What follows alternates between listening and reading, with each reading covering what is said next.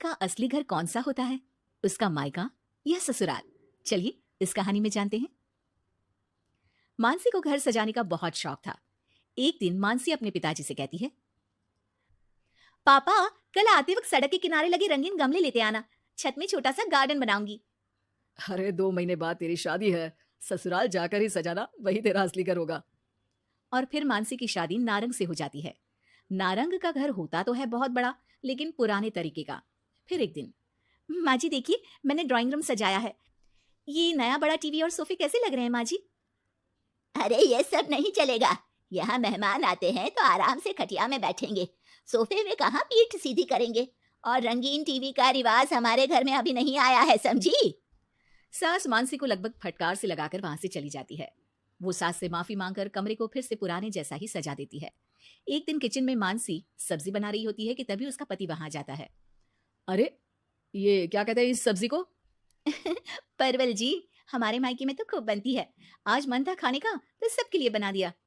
अरे खाने का मन हो तो अपने घर पर जाकर खाओ ना। अब मानसी समझ जाती है कि पिता ने उसका दिल रखने के लिए ये कहा होगा कि ससुराल ही उसका असली घर है, जबकि उसका असली घर तो उसका मायका ही है। मानसी अपना सामान पैक करके मायके जाती है, जहां वो अपना सामान अपने कमरे में रख ही रही होती है कि मानसी, ये सामान यहाँ मत रखो, ये तुम्हारी भाभी का कमरा है। तुम एक काम करो, कुछ दिन के लिए सामान मेरे कमरे में रख लो। कुछ दिन के लिए मतलब? अगर मुझे हमेशा रहना पड़ा तो माँ?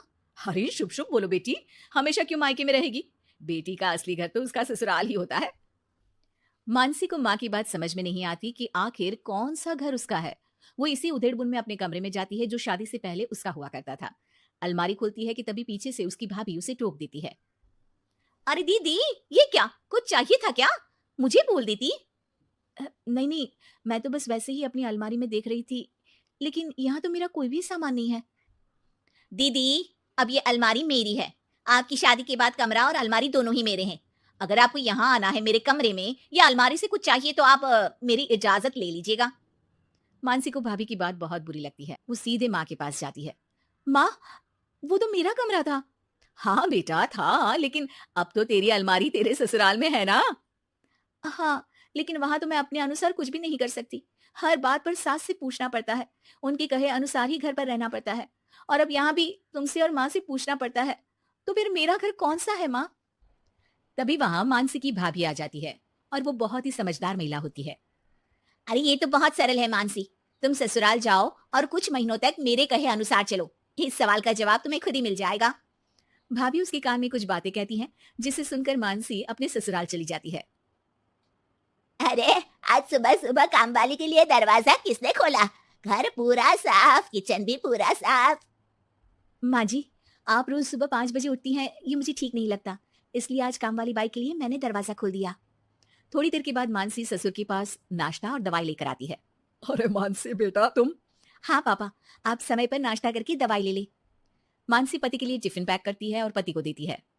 अरे मानसी, आज तो मेरी अलमारी बहुत साफ है और आज खाना भी मेरी पसंद का। क्या बात है। धीरे धीरे मानसी ससुराल वालों में सबका ख्याल रखती है, सबका ध्यान रखती है। एक दिन, ये क्या है मानसी? अब माफ करिएगा मम्मी जी, आपके मना करने पर भी मैं एलईडी टीवी ले आई। काम करने के बाद जब मैं फ्री होती हूँ ना, तो टीवी देखने का बहुत मन करता है। ब्लैक एंड व्हाइट टीवी में मुझे समझ में नहीं आता, इसलिए अपने कमरे के लिए कलर टीवी मंगवाया था। अरे बेटा, तेरा घर है, अपने कमरे में क्यों, ड्राइंग रूम में ही टीवी लगवा दे, हम भी देखेंगे। मानसी सास की बात सुनकर खुश हो जाती है। अरे मानसी याद है, एक सब्जी खाने का तुम्हें बहुत मन था, तो वो सब्जी बनाओ ना, हम सब लोग भी वही खाएंगे। लेकिन वो तो यहाँ पर बनती नहीं है ना। अरे भाई, किचन तुम्हारा है, इस घर की तुम मालकिन हो, अब तो तुम जो खिलाओगी वही खाएंगे हम। मानसी की समझ में नहीं आता कि अचानक घर वालों के व्यवहार में इतना बदलाव कैसे।